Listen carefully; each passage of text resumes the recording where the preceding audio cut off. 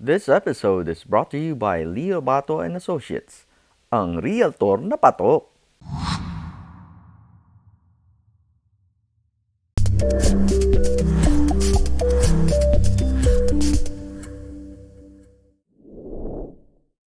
Are you the type of person who likes explaining himself all the time, or you'll just do whatever you feel like doing? And I don't know. You'd have to give me a circumstance. because when you said that, and I'm the same way at this point in my life, where if I'm writing a song, I'm writing it for me. Right. I don't need to explain anything to anybody. Well, this is what I've found probably over the last 10, 20 years of my life when I'm working with people, they respect me now. If I say, when I was younger, you looked to a producer, sonically, everything, which always made me nervous anyway, because I always knew my ears were fucking better than theirs, you know. But you did say anything then. I did. No, I did. I would fight. Oh, you That's did? why I was always there at the end. Okay. There were exceptions. But if it didn't go right and I didn't like it, that song would never make the light of day. You would put your foot down. Oh, yeah. And I worked with a guy, Jimmy Iovine, and he said something similar thing to me. He said, I don't want everyone, an artist, to walk out of here not feeling whole. Which is good. Which is good. And I've worked with people, a guy said, don't let them fuck with your dream. Even if it's a bad fucking dream. Best advice it's ever. your fucking dream. Yeah. You know? Don't let them fuck with you. And I did at one point let them fuck with me. Explain. Well, I came to America and I was lost. I'd been rejected by my band, my brother. So my self-belief, even though I was signed to a massive fucking label, my self-belief was in tatters. So I went through a period of questioning myself. Even though I remember writing with one guy, I wrote fucking song after song, but I didn't believe in myself anymore. I got so bad at one point, I went to a fucking singing teacher. I'd already sung fucking 6 fucking records and sold a few million records.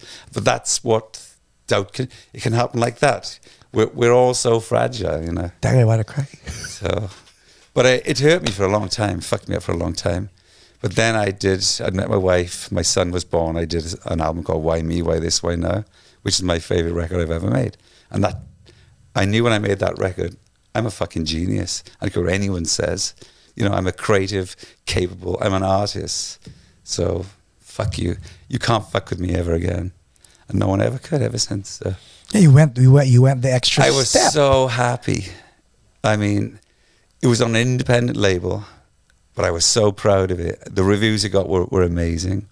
Then the records were made, not going back to Gene Loves Jezebel, but I made more Gene Loves Jezebel records, and everyone on limited budgets were better and better than anything I ever did in Gene Loves Jezebel.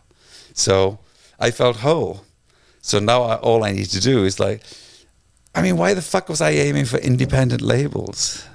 I should have been going for the major labels, but this is where my self-belief was. I'd put myself into this, right? You know, I don't matter. I'm irrelevant. You know, I'm not young and beautiful.